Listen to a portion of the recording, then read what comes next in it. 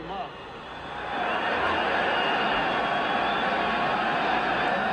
Elam is going to try this, and it will be a 60, let's call it 63-yard attempt. Spotted at the Bronco 47-yard line. Sam's a little hot. Elam's kick. Oh, the line drive. It's got enough distance.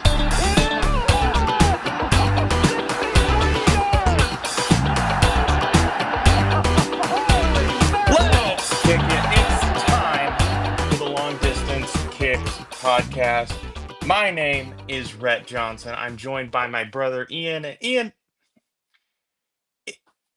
by the property of by the transitive property, we are the reigning Super Bowl champs, right? That's how this works. That's how No this notes. works. Good night, everybody. Yeah, that's all. Spread the news. Tell the world. No, Ian. Our beloved Denver Broncos go and do exactly what you predicted that they would do. And went and beat the Philadelphia Eagles um in Philadelphia. In fact, in Pennsylvania. Even more shocking. They come back from being down 14 points in the fourth quarter. The only other time the Broncos have come back from 14 points down in the fourth quarter in their entire illustrious history was one Timothy John Daniel Tebow making some absolute shenanigans in Miami. I don't know if you remember that game specifically. I'm sure you do. But Totally. that game was honestly significantly less entertaining of an actual football game than this one was. Give me your thoughts. How are you feeling about that win in Philadelphia? I feel fantastic. Let's just go ahead and sweep this under the rug to start because obviously the Eagles have lost 2 games as of us recording here on a Saturday night. They lost on Thursday night to the Giants, and they lost by a couple scores, which kind of surprised some people. That happening does not take anything away from how important and significant this win was for Denver. I know there's been a little bit of that discourse, but I need people to relax. Yeah, every team beats every team in the NFL. Like the level of parity, it's just something. It's like, yeah, I mean, congratulations to the Giants. You know, that's great for them. And they're exciting. I like what the Giants have going on there. Okay. It doesn't take anything away. Last week they lost to the Saints, the Eagles, yeah, they lost to the Giants. They also beat the Chiefs. They beat the Bucks. They beat the Cowboys. They beat somebody else that I'm not even thinking of. That's a good team as well. So Bucks, Yeah. Chiefs, Cowboys. I don't remember who that last one is, but they were a good team. I remember because I was trying to craft this point.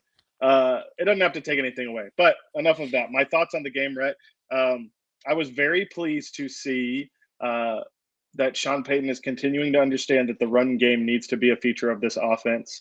I like that, don't get me wrong, the vibes were not good up until the fourth quarter and everything, but it kind of felt like, okay, the Broncos are hanging on here. Like they're not, completely letting this game run away from them. I mean, we go into halftime, they're up, what is it? Was it 10-7 or 10-3? 10-3.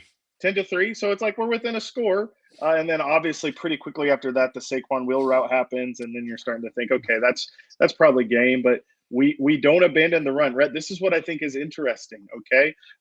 Sean Payton, I wish I would have wrote this down. I don't think I have this written down. There's some stat that I saw.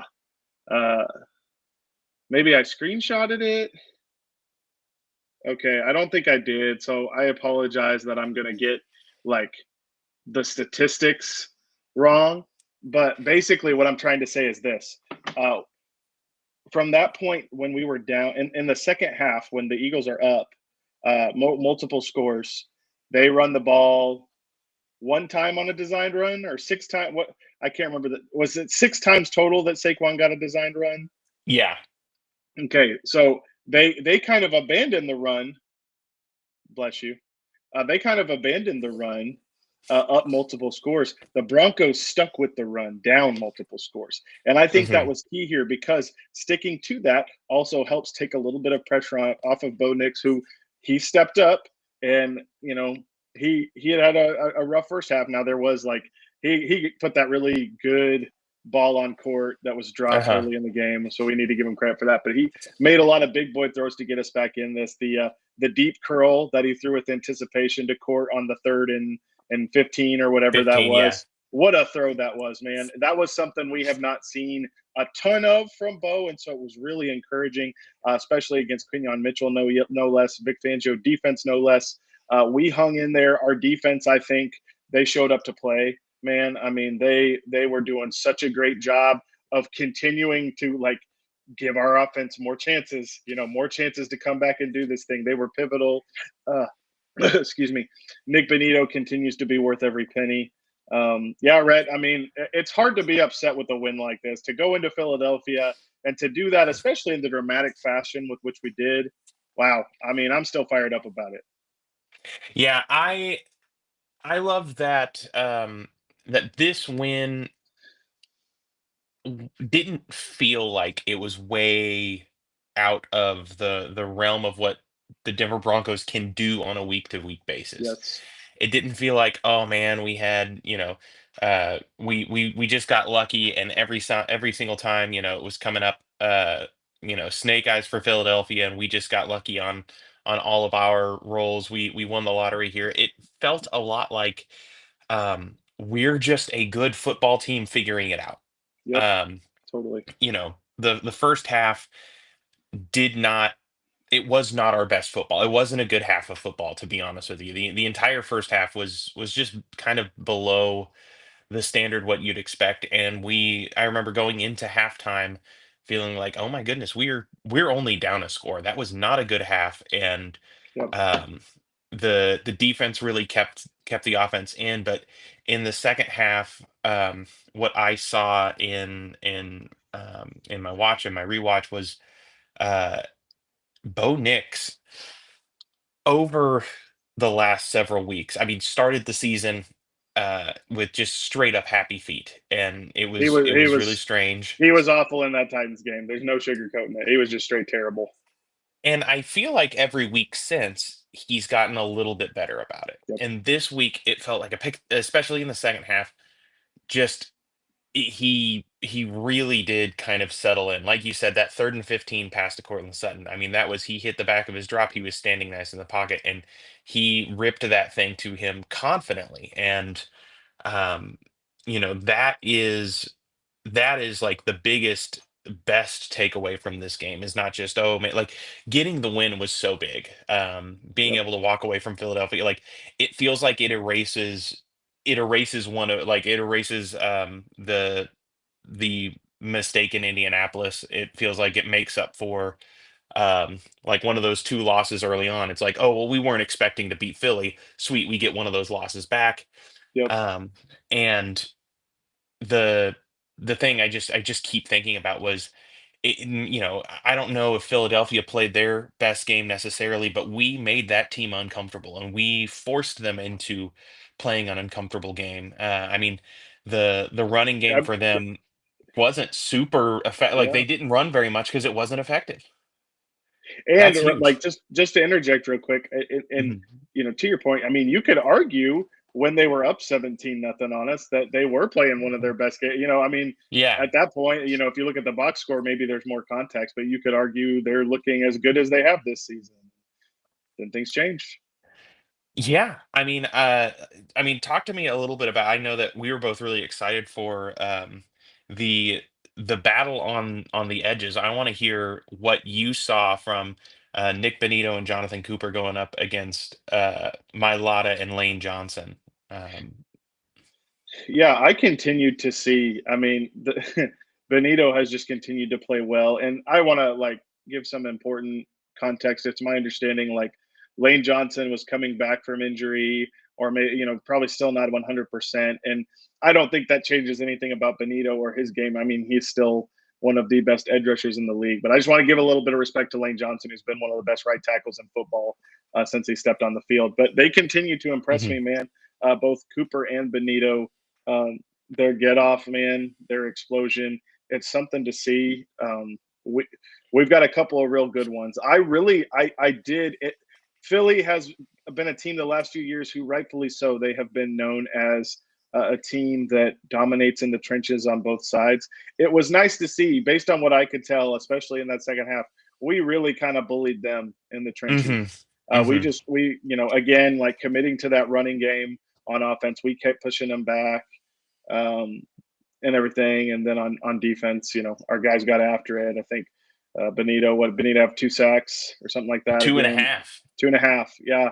Uh, Man, it's awesome to see because obviously, Rhett, like when you have guys who can generate pressure like that, it just makes everything easier across the board on your defense. So good to see. And I think we're going to see more of it coming up against the Jets. So, Yeah, I loved it. I was concerned that a team like Philadelphia, that they could do what teams, I mean, even as recent as last year, could do to the edges of this Broncos defensive line, yep, which is saying, hey, these guys are kind of small. We're going to run at them. And I don't know enough to know if it's Vance Joseph scheming it up. If it seems like Benito and Cooper both have added strength over the offseason as they've gotten 1 year older, as they've been like they've it doesn't look like they've like added a bunch of weight to make that difference, but they're just holding up in pass protection yeah, in a way that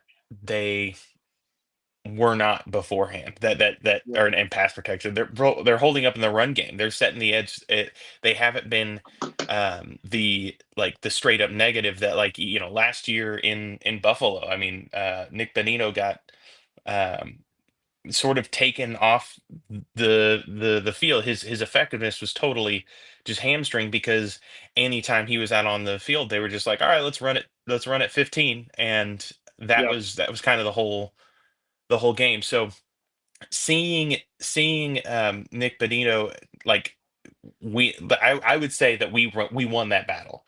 yep, Overall, we caused the definitely. pressure, we got the sacks, and Benito on there was a couple of his pressures where it wasn't just speed. It wasn't just Sure. he got around Mailata. There was one beat Mailata once or twice with bull rush, with speed to power, with Yeah. the kinds of moves that you wouldn't be necessarily expecting out of him. And so watching him really before Yep. our very eyes just develop into an all around, like, I don't know. It felt like last year, like, wow, he had all this sack numbers, but like, is it real? Is he kind of a one trick pony? What's going on? Yep. And the fact that this is his follow up performance this season it's unbelievable. I mean, I think it's it's something that puts the potential for this Broncos defense into the absolute stratosphere for what Yep. this unit can be if it stays healthy. So, um, Totally. And we talked last pod. We talked about like with the defense as a whole, like mhm. against the Bucks, the Eagles were doing great, and the Bucks had been playing primarily man coverage, and then the second half they switched to zone. And we talked about we hope VJ has kind of the wherewithal to make sure he's running zone. And sure enough, I know like Charles McDonald and Nate Tice talked about it on Nate's podcast how it was the same thing for VJ. Like he started out playing a lot of man, and then in the Mhm. second half it was primarily zone. And sure enough, that's the bleeding stops on defense, and we start to take over. I wish I would have paid more attention. I didn't turn on the Giants Eagles game until towards the end, so I'm not sure, Mhm. what the Giants, if they were playing lots of zone or not. But just, proud of VJ for being able to make that adjustment, and hard to argue with the results. No, and it's a feather in the cap of the Broncos. It's a kind of game, a type of win that I personally was not sure that this team was capable of yet, that they had not shown. So they went up against a very talented, very big, very strong power team, a team that wins with power, a team that wins with size, and they beat them. And that's exciting because Very much so. now as we like look ahead to the schedule, the next several games, like the next 4 or 5 games on the schedule, all are games that you will say Denver's going to be pretty easily the favorite in, Yep. if anything. And this could be a chance for us to get into the last 5 or 6 games of the season, is the gauntlet that's going to like really tell us a lot of Yep. truth about this team. But we're set up to get into that last stretch maybe with a game or two lead in the AFC West if we're able to make a run here and get into Yep. late November into December at like 7 or 8-2. Like that's a possibility that's on the table. Yeah, I think so too. And what I feel good about going forward is our first 5 games, take away win and loss for all of those. We have been absolutely in every single one of those. Whether it Mm, ended up in a win or a loss, we were absolutely in all of those games very much. Our 2 losses, I mean, came with time expiring. I hmm. mean, so I feel good about it. I think that this team, when we were 1-2, it was maybe a little harder to say like, oh, we're probably better than our record because you're just sitting in that in that moment. But now it's pretty easy to say, oh yeah, like they've definitely been better. They're better than how they started this year. We had some unfortunate losses, but I think we're going to see a really good Broncos team going forward. So I'm excited for a potential run. Yeah, I mean, look at this schedule into the bye, Ian. Tomorrow morning we're playing the New York Jets in London. You feel good Yep. about that? We Yep. do have to take on the newly reborn juggernaut New York Giants after that. That'll be a fun game. Yeah. That will be a fun game. That will be at home, Yep. and then we stay at home and we play Dallas. Hmm. Which again, that's a potent offense, but that is a defense that can be bullied around a little bit. Like Sure. that'll be a fun game on the ground. Then we play Houston, and Yep. that one's a little bit murky. Right now, you'd feel pretty good about it. Houston has a whole month to turn it around. That's a talented roster. Lots of people like them going in, but right now that does not seem to be as difficult a game as we Yep. thought preseason. Then we have Las Vegas at home, and we end Yep. with Kansas City at home going into the bye, going into week 12. The table is set to be 8-3 or 9-2 going into the Yep. bye, with the stretch. And that's the crazy that the season just turns on a dime. One and Yep. two, we're feeling crappy. We're feeling like the Chargers are off to a start, and here we are, um, just just 2.5 weeks later from that moment, and all of a sudden it just feels like, man, everything is out there in front of this Denver Broncos teams, and that's exciting. That's fun. Totally. Totally. Uh, Not great for the mental health. This season's been tough all of a sudden with expectation. Um, but you know what? The thing that we like looking for, that we like feeling where we're at is when we get the chance to give out a couple pairs, a good old fashioned Levi Mm, 501 big boy mm. pants. So let's shout out some rookies. Ian, Um, who did you see this Sunday that you said, ah, you are a man now? This the classic music montage where Tarzan learns how to be a man, and says that has the wisdom to be strong, or the strength, the power to be strong, Yeah. and the wisdom to be Wisdom wise. to I be don't know. wild. Wisdom to Wild. yeah. Wild wise. I can't remember, but it's Phil Collins. It's It's got to money. be wisdom to be Money wild. soundtrack. Money Yeah, soundtrack. Let's be honest. A wisdom to be wild is kind of that's a fire line. I'm not gonna lie. that's I hope that's what it is. up Wisdom until to be this wise. moment Wisdom to be wise is is just it's the dumbest thing you can possibly say. So Up until this moment, I thought the line was the power to be strong. So I have no idea if that's what the thing, and the wisdom I to be think so. wise. I think it's the power to be strong and the wisdom to be wild. I I could be like wrong. that's Either a way, either way, Phil Collins absolutely cooked with that soundtrack. well. Let's Uh, let's let's let's look this up real quick. Son of Man, Phil Collins. Uh, for whatever reason, it pulled up the lyrics in Spanish. but Um, yeah. Also, still okay. Translate. No. you Why is Googled it and then Google? you have to translate I have, I have, it. I am shook right now that it is giving me Son of Man lyrics This has English. gone. This has gone on way too.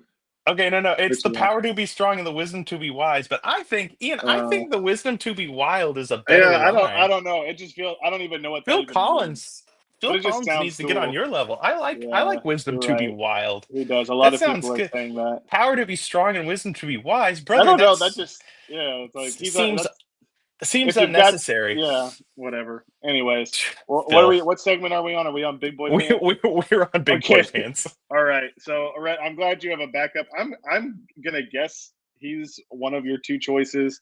I don't know if we've mentioned him before, but if we haven't, it's long overdue. My pick is Emeka Egbuka, wide Ooh. receiver for the Tampa Bay Buccaneers. Hmm. Was he one of your guys? He was not because like I was like it was too big a Yeah. performance. Like I was like there's no way. He I won't even pick our jeans we offer him. I was like I We'll was like turn I him may be down. we're almost late to it, so I'm That glad dude's that you. he's wearing chinos, man. Like he doesn't want Yeah. our blue jeans. Listen, I didn't want the hipster crowd to be like, oh, but like, man, I know. he's objectively the correct answer. Listen, here's the deal. I know it's not, yeah, but the goal of this isn't to be hipster. And Yeah. honestly, the more weeks that we go on with this segment and we don't bring up Emeka Egbuka, we are further and further on fraud watch. J- Emeka Egbuka, first of all, has had, I mean, in my opinion, he's the front runner for Offensive Rookie of the Year. Mhm. Against Seattle this past week, he has 7 catches, which were he caught 7 of 7 targets, which is awesome too. 163 yards and a touchdown. Absolutely incredible. He's been this way all season on a team that has Chris Godwin, Cade Otton, Sterling Shepard. I know Mike Evans he's hurt right now, Mhm. but like that's just one other name. Egbuka has been Baker Mayfield's favorite target Mhm. consistently. He's had an incredible season, and the reason I love that he is balling out so much his rookie year is because he was one of those guys who uh, midway through the draft process this last year, I feel like people really started getting prospect fatigue with him because he's just Mhm. been in college for so long.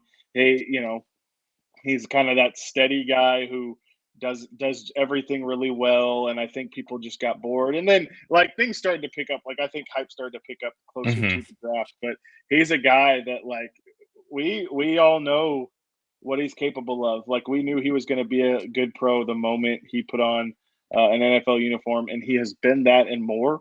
He has been producing at an insane level for a rookie wide receiver. There's a touchdown, the touchdown against Seattle. First of all, just like seed from Baker, uh, Mhm. but just like displayed Ibuka's route running, his understanding of where he needed to be in the end zone, able to catch in traffic and everything is awesome. Shout out Emeka Ibuka. He's been wearing his big boy pants, man. We don't got to give them to him. He's been wearing them. So That's the thing. I feel like he pulled up and he took them from us weeks ago, and we're just acknowledging and saying, we're okay with that.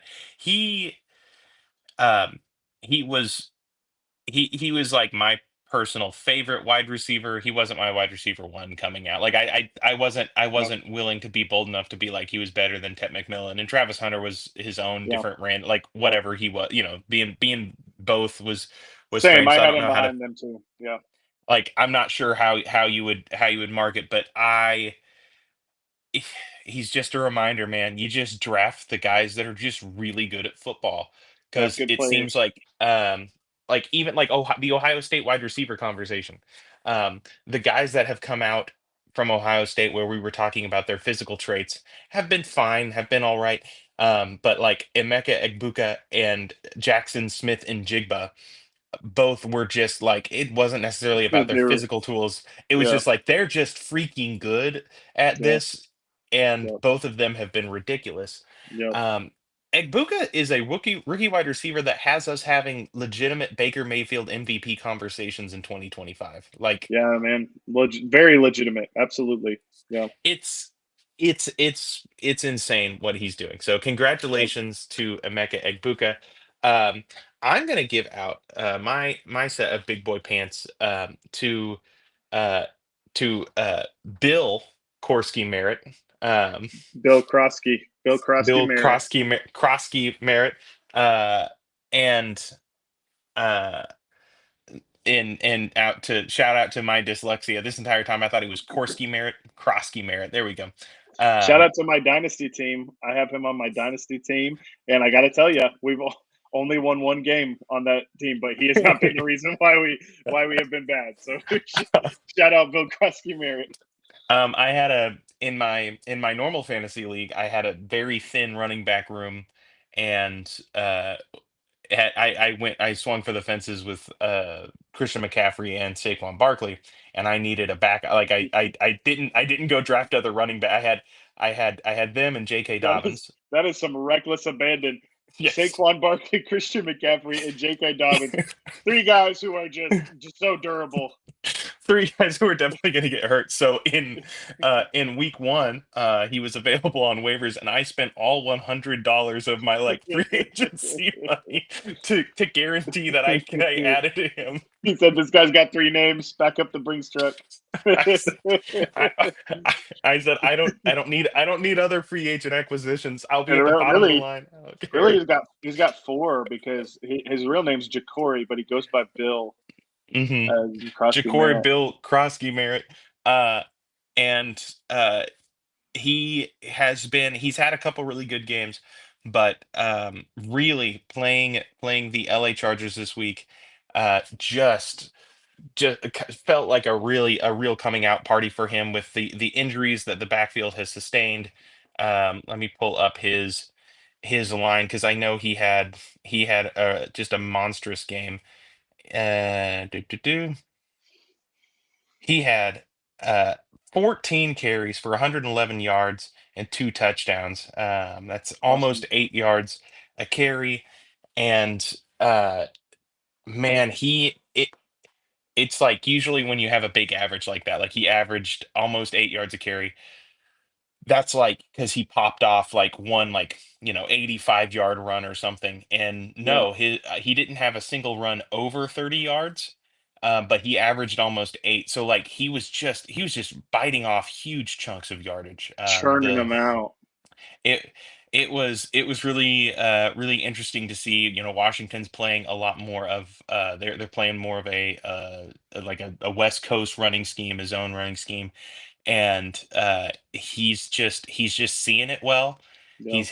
He's hitting the hole, and he's running aggressive, man. He is a Mm-hmm. fun player to watch, Yep. especially for a prospect that like sometimes I don't know, like I mean, you may have known anything about him beforehand, but it's fun where you can spend all year. There's a whole multi-million dollar, maybe even $1 billion industry of just simply the draft profiling Yep. side of the NFL, and a guy shows up in camp and everyone's like, "Who is Bill Krosky Merritt?" Okay, I guess he's just a player, and um, Yeah. it's fun to see guys like that.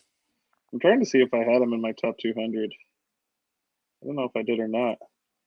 Let's see. That all seems so long ago. I just have this on a Excel document, so I have no idea, man. I have no idea. But yeah, Uh, yeah, no, I don't think I did, man. I mean, I don't know if he existed before August. I He may have remember just watching him.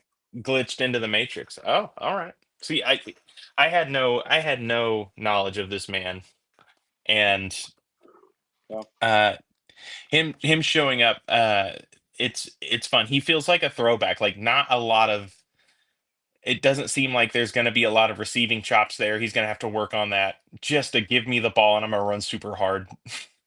yep, And we like that. So, way to go, Bill Krosky Merritt, man. Um, nice, good choice, good choice. Thank you. Speaking of guys who are just like, give me the ball, coach, I'm going to run real hard.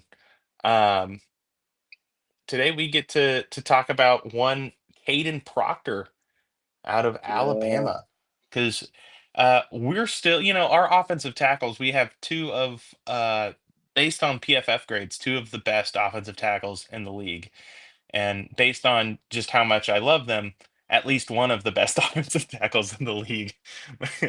Mike McGlinchey, I need more sound bites from you, bud. Um, but even so, it's still good for us to take a look at Caden Proctor, offensive tackle slash wide receiver slash running back slash quarterback question mark right. from the University of Alabama. Ian, I did not believe this man's measurables when I went to look them up. Yep. He is listed at 6'7", 366 pounds. Yep. Um, and I read an article about him by AL.com down in Alabama, and the amount of crazy physical just freak anecdotes about him is ridiculous. They said in high school he ran he had the fastest 10-yard split of any player that wasn't their like starting running back in high Holy school. cow. Uh, he apparently his sophomore and junior year he played basketball, Yep. and his number one go-to move was the Shaq just drop step and then dunk off of 2 feet, like flat-footed, just hooah, He dunk. also ran track in high school. Did you know that? No, He he ran track, ran dude. He's a he freak. ran track. They said he was recorded going as fast as 19 miles an hour in high school. Uh, which is crazy. And his high school football coach said that he can throw a football 70 yards. Uh, Yep. which is like you're like, oh yeah, offensive linemen are supposed to be strong. Like that's not the flexibility it takes for like the fact that he has all that strength and size and still has the flexibility to be able to throw a football 70 yards. Like I the athleticism is not the question. Ian, what do you Well, see when yeah. you've looked at Caden Proctor? And I'm trying to remember what it was here because I didn't watch the game today, but they were in Columbia playing Mizzou. Yeah. So Caden today, I did not watch this Yeah, game, took a wildcat snap he and took scored a touchdown, man. Uh, yeah. Okay. So let's see what I wrote down here about Caden. So okay, well, let's start with that positive. I mean, first of all, you Mhm, look at those measurables, right? I mean, that picture there, like, that's a pretty svelte 366 pounds. I mean, yeah. the 6'7" frame helps him to carry that pretty well. Mhm. This is a rare athlete that we're dealing with here. I love his length. I The athleticism definitely translates to like explosion on the field, from what I can see. Very explosive Mhm. athlete. Um, I I'm excited about like what I'm already seeing in the run game, and by that I don't mean him taking actual carries, Mhm. because that did happen today. But it seems like he's developing that aggression in the run game. I Mhm. wasn't necessarily convinced, like he's at Iowa and everything. Like I wasn't like convinced that I really saw that consistently, but I feel like I've seen Mhm. it a lot lately, which is good because you combine that with this frame that hopefully like it I feel like not good even saying this because we're talking about his athleticism. You just hope like conditioning isn't an issue Mhm. going forward. I don't think it's fair to say that it will be because he's such a special athlete, but he is just a moldable ball of clay. That's what I Mhm. really think when I watch Caden Proctor. The frame is there, the athleticism is there, the explosion is there. Um, Things that I might have concerns about. I feel like he's inconsistent on his technique. I Mhm. think that's still a work in progress. I don't think when he comes into the league he's stepping in as a finished product. Okay. Um, I think he's still got some refinement of his technique. And then I've talked about this with a couple guys, and it always kind of falls with these taller O linemen. You just keep seeing like inconsistent pad level. It's not something that he can't fix or anything, but it's definitely inconsistent, which can lead to him getting knocked back. Um, yeah, I mean, but overall, yeah. Do I rate him as highly as like the guys from Utah? I don't think I would. But I do think this is one of these guys with like if you're looking for first round traits, you definitely see them. Now, Rhett, I do want to bring this up. I was able to find this thing from John Ledyard, um, Mhm. one of those football guys I really like, one of voices in NFL media I really like. And I let me preface this with saying that we, as a podcast, we do not support or condone or believe in helmet scouting. Okay. I know Rhett was just talking Okay. about Ohio State wide receivers. I'm about to talk about Alabama offensive tackles. We would definitely not want to face helmet scouting allegations. But I will point this out, which John Ledyard pointed out. He said since '09, Alabama offensive tackles drafted in the top 45. You have in 2009, Andre Smith went sixth overall. 2011, James Carpenter went 25th. 2013, DJ Fluker went 11th overall. In 2014, Cyrus Quangio went 44th. In 2017, Cam Robinson 17th. In 19, Jonah Williams 11th. In 2020, Jedrick Wills went 10th. In 2021, Alex Leatherwood went 17th. In 2022, Evan Neal, somebody I really, really liked coming out Hmm. 7th overall. And then 2024, JC Latham also went 7th overall. So you look at those names, I'm not even trying to prove this point against Caden Proctor because he's his Hmm. own player, he's his own prospect. But it's weird because when you look at that list of names, not a whole lot of like inspiration on there, but Yeah. plenty of guys that like coming out, like, you know, you and I was just, I mean, I was still like fairly young when Andre Smith was coming out, and I wasn't really like Hmm. watching prospects, but I remember just thinking like, this is like the strongest dude I've ever seen. You Yeah. know, I really liked Jedrick Wills. I really liked Jonah Williams. I loved Evan Neal, and a lot of these guys, for maybe varying reasons, have been mostly uninspiring in their NFL career. So just interesting, just one of those weird things. Again, I don't think that means that a Alabama offensive tackle is automatically bad because they're from Well, I would Alabama. I would say that what you're doing is not helmet scouting. I'd say you're program scouting because it sounds to me like what I see the thread there is Alabama tackles taken early. These guys are all athletic freaks. Yeah, And some of them turned out to be good tackles, and some of them turned out to be like pretty just bad immediately. yeah, And so, I don't think it leads me to say like, oh yeah, Caden Proctor is going to bust, obviously, but the the cautionary tale is there because it seems like at least so long as Nick Saban was at Alabama, he was able to make a lot of hay with guys where it doesn't seem like they were maybe learning what like you weren't necessarily getting a finished product out of Alabama at tackle as yeah, opposed to in the secondary, Alabama secondary members for, so long as Nick Saban was there, you knew regardless of their athletic profile of what they were doing, you were getting a very polished, very smart secondary player coming out of Alabama. And so Caden Proctor, um it's interesting because for me, whenever I watch, I I mean the athleticism leaps off. Like yeah. this guy, regardless, I really liked Caden Proctor. He was a fun watch for different reasons than other guys have been a fun watch. He is just a human being to watch move. Yeah. Um, I'll preface this by saying this man's going in the first round of the NFL draft. Uh, he could not play another snap in his Alabama career. He could sit down and this kid's going first round. Without tape, without anything, you say Yeah. 6'7", 366, and the kid can move. That's you're going to Yeah. take a swing on it, and there's a decent chance that he becomes an incredible tackle. There are some things in the film that I find a little bit concerning, but it's all fixable stuff. For me, I would say I noticed he's very good at looking for work, and he's not as good at finding work as an offensive lineman.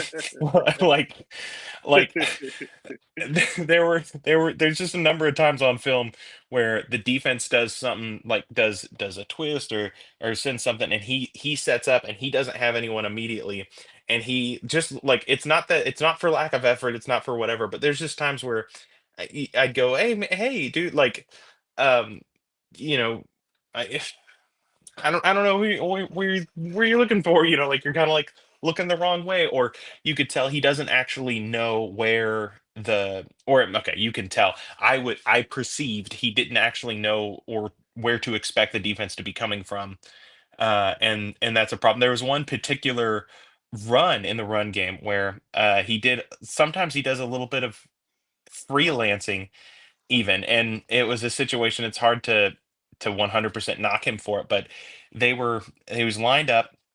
uh there was a tight end to his left, and they were going to run like a kind of like a halfback, a gut or something up the middle, and he was pulling into into the lane right behind the center, and was supposed to take the linebacker in the hole, and the running back was going to follow him. Now, the play design called for the tight end to get on the inside of the defensive end and block him off and just keep the Yep. defensive end from being able to crash inside. And that's not great game planning against a team like Georgia. This was the Georgia game. And so telling a tight end to stop whoever it is, whoever's Georgia, a Georgia defensive end is just not always a great thing.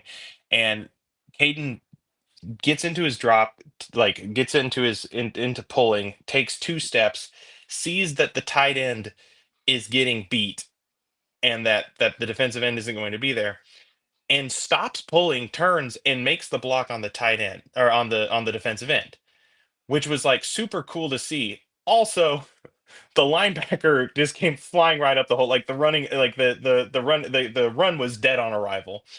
Uh, but it was just like I don't even know how to grade that. I was like, is that bad? That he's like, hey man, you're supposed to be taking the linebacker. Also, you completely stopped your momentum, went the other way, and just stoned a defensive end on the spot.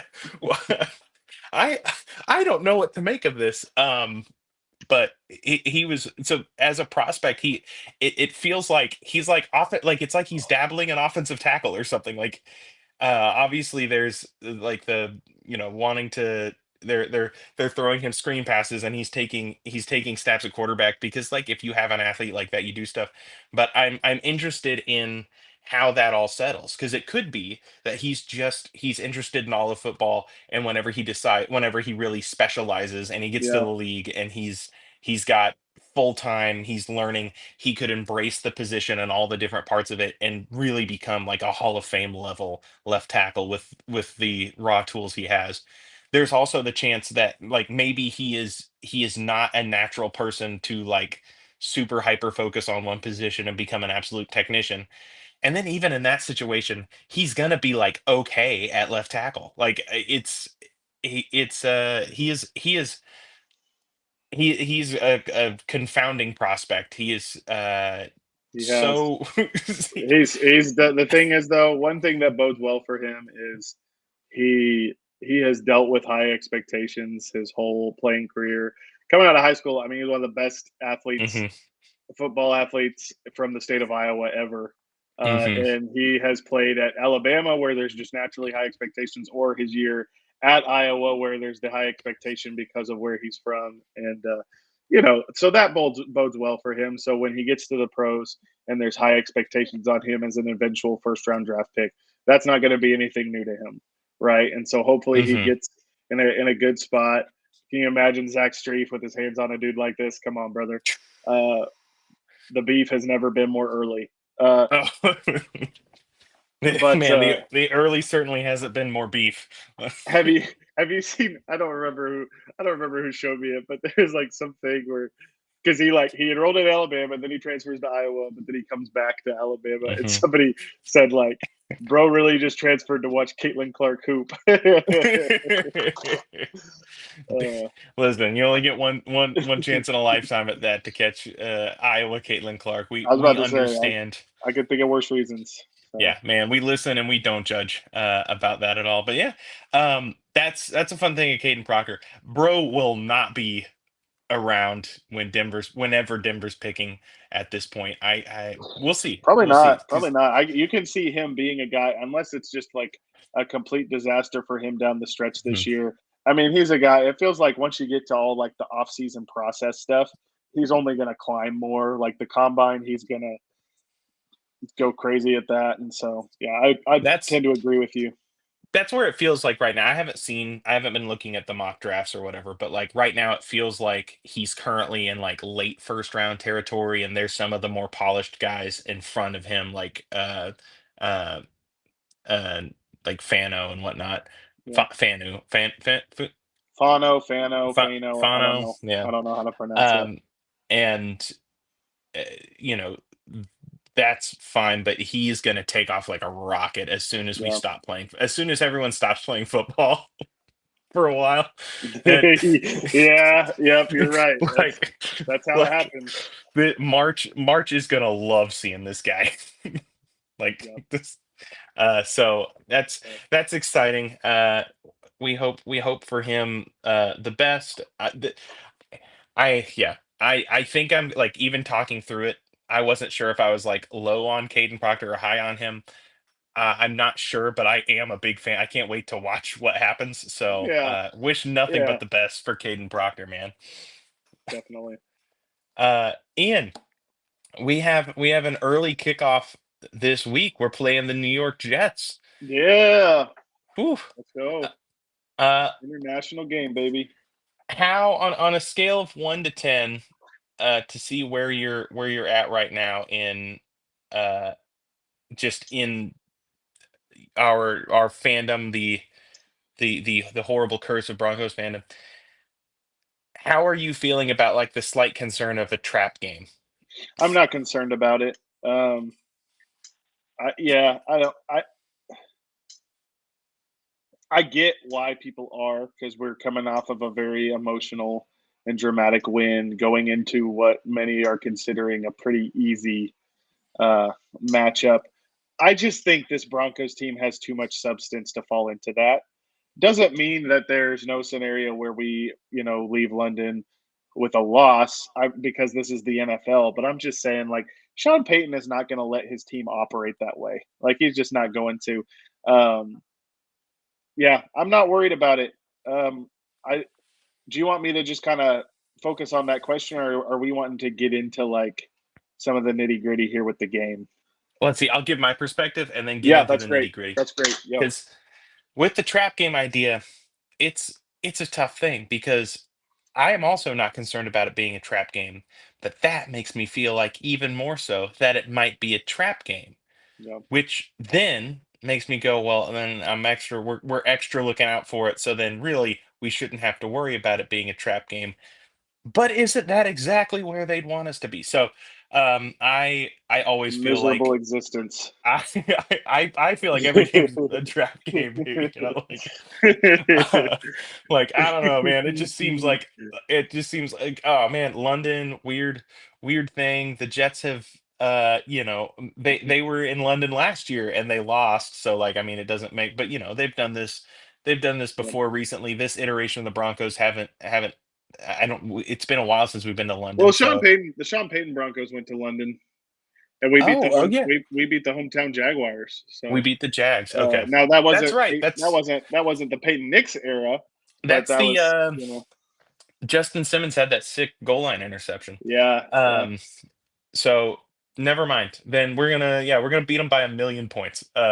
Ian, tell me about the nitty gritty. Yeah, no. Well, some telling things. I think I like shared this with you and our friend Monty uh, shout earlier. out, shout out, Monty, literally good friend of the podcast, Good, true friend of the podcast. true friend. Uh, yeah, here we go. Yeah. So this fun stat here. So the Jets, per Next Gen Stats, they are number one in the league in heavy box rate at 35.3%. And yet they are still the fifth worst defense in rush yards allowed. So what that tells me, Rhett, is if Sean Payton wants to continue this trend of making running the ball kind of the focal point of our offense, he should have the ability to do that tomorrow. I understand that the injury to Ben Powers, doesn't help, but I do think that like more so than just about any other position, the O line functions as a unit. I feel like our depth is solid enough for me not to worry about this too much. Which that's a whole like side discussion in and of itself. I do think we should still be able to run the ball well if we so desire. Um, Another thing that was interesting to me, kind of flip flopping the sides of the ball there. Justin Fields has the second highest pressure rate over expectation among starting quarterbacks in the league, and he's about to face our pass rush. We've been at top of the league at generating pressure. We have been able to do it in a multitude of ways. Vance has thrown the whole bag at opposing offenses this year. We have Hmm. had Daquan McMillan coming off the edge. We've been getting home with 3 or 4. We've been doing sim pressures, and that bodes well for us too, Rhett. So, long story short, I feel pretty good about this game. Another thing, this we have to get past like pointing this out because people are afraid it's going to jinx us. The Jets have yet to have a turnover on defense this year. Um, it's becoming kind of like one of those Voldemort things in Broncos media where like don't talk about it. It's like no, it's okay. We can talk about it. Okay. The Jets have not been able to force a turnover yet this season. They have fumbled the ball. I want to say I looked it up. They have fumbled the ball 9 times this season. Which I was watching the game against the Cowboys this past week. I think it was this past week they played the Cowboys. Cowboys end up winning like Hmm. 37-22 or something like that. And yeah, there were like multiple moments. I think in this, I want to say it was either the second or third quarter, like within a few minutes of each other, where Brees Hall, like he coughs up the ball twice. Now the first one it was ruled he was down, but down by contact, but the ball still flies out. And then like not much longer later, he fumbles again. I also want to say Braylon Allen fumbled later too. I'm not sure, but the point is Okay. they've been giving up the ball quite a bit. Now, I don't want our defense to see that and compromise like tackling to try and like rip the ball out or anything like that. But what I am saying is our defense should be able to play the game they've been playing this season. They should be able to affect the offense in a way that matters and helps us to control the game. I think on the offensive side of the ball for us, I think it is the best bet for us to focus on trying to establish on the ground and avoid turnovers. I think if we can do that, then our defense is going to be able to do so much that we're just going to naturally be controlling this game. Um, so, Rhett, I got to say, like, again, I'm never shocked when one NFL team beats another because it's the NFL, but I really don't see the Jets be. I think we walk out of this with a win. So, Yeah, I mean, this week, I don't. I was gonna say something along the lines of, whenever I do this, I like to think along the lines of game scripts. That's not true every time. This particular time, when I'm thinking about this game and trying to set how confident should I actually be, I yeah, think about what are the game scripts out there in the world that could happen that would give the Jets a legitimate chance of winning, or maybe would really favor them. And I mean, the first thing is. Uh, it seems like our offense should be able to score a good number of points on the Jets defense.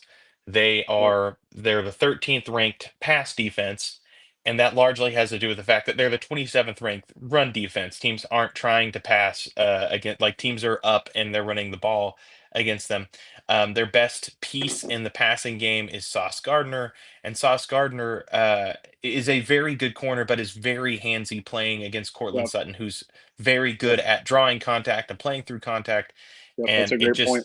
it just seems set up. There's probably going to be one or two times where we're going to get pass interference because of the way that Sauce plays against Cortland. And Cortland may not get a lot of actual ball production, but I'm sure he's going to get at least a couple. He's going to draw one or two pass interferences this game. Uh, our running game is really hitting its stride. Losing Ben Powers is big, but Yep, uh, the thing about this offensive line that we really liked going in was not just that we have a good first five, was that we have depth. And so, however we end up yep. deciding to fill in that depth, it's probably Palczewski, your guy. Well, Uh, so mhm. quick note on that because I'm glad you brought it up. Uh, it sounds like Matt Parrott. Am I right in that? Oh Parrott yeah, Parrot. has Yeah. been, he was getting a lot of reps at guard in practice, which is interesting to me. It makes me wonder because I see the logic in it. Are they wanting to keep Palczewski as like that, the eligible Hmm. guy that comes in and that six offensive lineman? That excites me if that's the case because whether it's Parrott or I know they activated. I think today they activated Calvin Throckmorton, Hmm. who's also an option. I think I get the logic in that because it's like, well, we can either we like running this 6-0 line, set. Why replace two guys when we can just replace one? Especially Well, if you feel good about that depth. Like if you feel good and about Parrott or somebody else, then sorry, go ahead.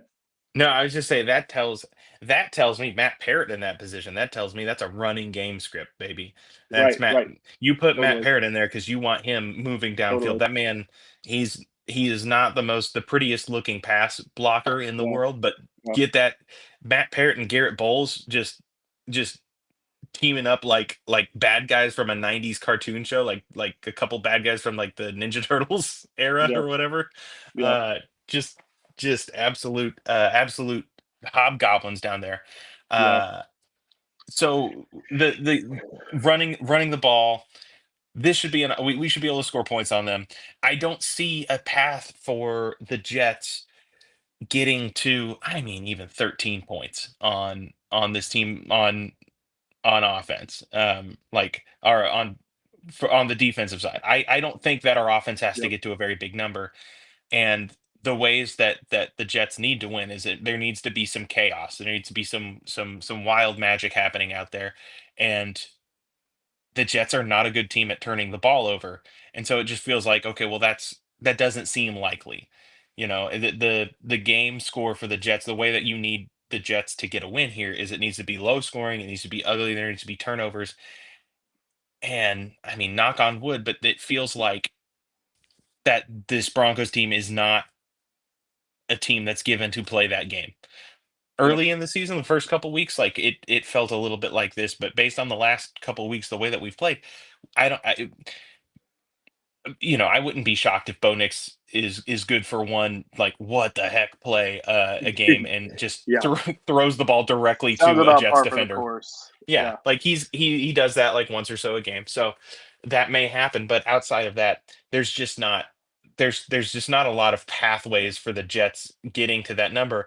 And for the Broncos, there's just so many options. This could be a J.K. Dobbins game where he has 150 yards and two touchdowns. I'd love that as a fantasy Let's be owner of his. honest. Is there ever a scenario where any of us in Broncos country are ever upset with it being a J.K. Dobbins game at this point? I No, feel like I could do a J.K. Dobbins game every man. What dude, a fun player! give me a Yeah, J.K. Dobbins I game, man. love I J.K. don't I don't Dobbins. care. He's been insane. It could be. Whoa! Woo. I think Sorry. my favorite version of what this game could be is I'm pining for a Troy Franklin game, baby. Troy Franklin Yeah, versus that'd be fun. someone not named Sauce Gardner. Oh man, give me that. Um, it it feels like there's lots of ways for us to get to a victory, and so uh, feels Yeah, like not a trap game. And then after that, we get to come home. It's a successful road trip. We get to bank two road wins in a row, two East Coast road wins. Like, that's big. yep. Agreed. So let's take a look back. Let's go down memory lane, Ian. Let's see who who won the score prediction game last week. Uh, so far, you've ripped off the first four on the hop. Uh, Going into week 5 here. Uh, I predicted a 16-20 loss for the Broncos. You predicted a 24-23 win. Uh, Considering you had the right outcome, you win again. So that's 5-0 for you, but that's all right. We're not keeping score, even though I did just keep score. Ian, what is your score prediction for the week 6 tilt in London against the New York Football Jets? Yeah, so I think that Denver wins this game 27-17. I think there's a little context there, though. I think that for most of the game, we're up like 27-10, and then I think like they scored late to make it seem like it was a little closer than it actually was. Rhett, I think that the Jets, ideally, they want to be able on offense to run the ball. And I think that unfortunately, with the way their defense has been playing this season, playing from behind, it's not allowed their offense to do that. So if I think we can continue that trend and keep them to the point where Justin Fields is having to throw the ball early and often, then I think they're just going to fall too far behind. Yeah, I think Denver wins this one comfortably. All right. I think I'm with you there. I'm going to give us a 24-10 Okay. victory. I have a hard time seeing that last touchdown because, no, well, not the last touchdown actually. I have a hard time seeing the first touchdown, to be honest with you. The Jets are. I'm trying to remember where I heard the stat from, but the Jets are the number one for like number one fourth quarter offense in the league because it's all garbage time. Right. That's the Uh important context. Yeah. and it's I expect a touchdown. I think that we're Yeah. going to be up 28-3 at some point, and we will not Okay. Falcons it. Um Well, and so, wait, you said 24-10. So oh, what's your? 24 to sorry, 24 to Oh, 3. come on, man. We'll What the be heck are up you we'll trying be to up pull 28 here? to 3 at some point. They'll I get take up 4 five points to off the zero board on from you, and you're us. pulling this garbage. What gives, man? Okay, my bad. They're gonna take points away from us. Yeah, we're gonna do some sort of like really bad taunting. Be like, it's Unprecedented.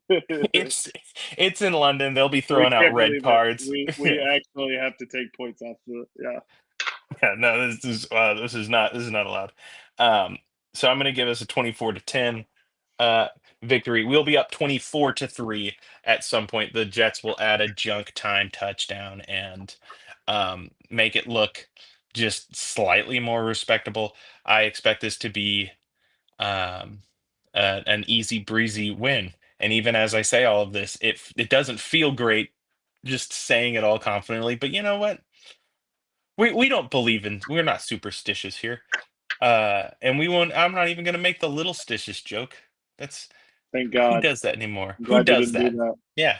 Glad you didn't do No, it. things just happen. You know what? I have no effect on this game. Ian, there's nothing that you or I could do to affect the end of this game. We're gonna beat the crap out of them. It's gonna be so easy. Oh my goodness, I'm so confident. Can I give what is apparently a hot take? Yeah. Uh Give me the 8:30 a.m. kickoff time. Like I would so much rather Denver Broncos football games take such an emotional toll on me. If they can be done with earlier in the day, the Mm, better. Unfortunately, because we're in the mountain time zone, our team is in the mountain time zone. Denver almost always gets the afternoon game, and it's I miss the I love the noon slate, and you know what? 8:30 a.m. is even better. So bring it on. I'm I not mad about it. I love it. I'm a big fan. I'm more of an early riser now, and I love morning sports, and I miss it. I'm moving to the East Coast now. Saturdays for me, I'm like I don't even know what to do with myself to wait around till college football starts. Mhm. It's ridiculous. Even I am a soccer fan, and so even the Premier League, I miss being in Central Time.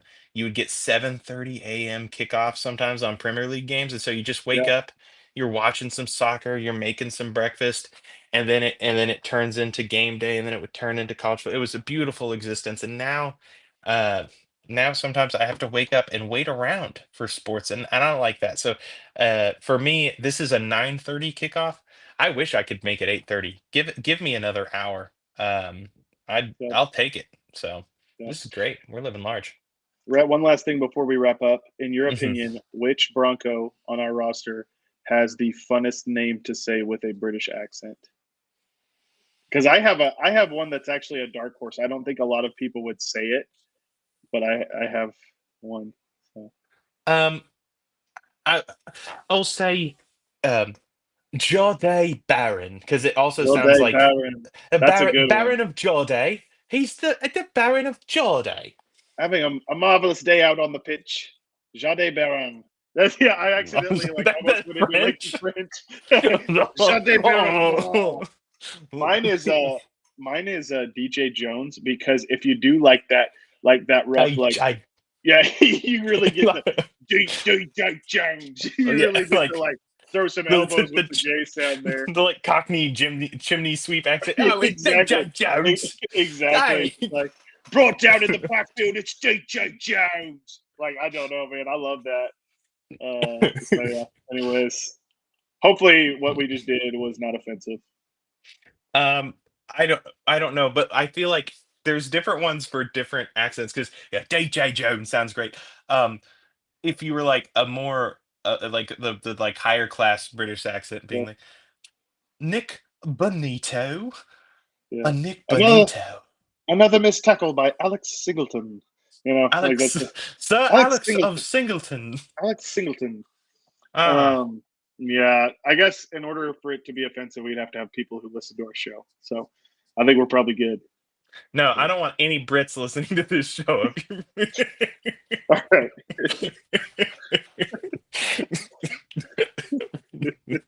Get out of here.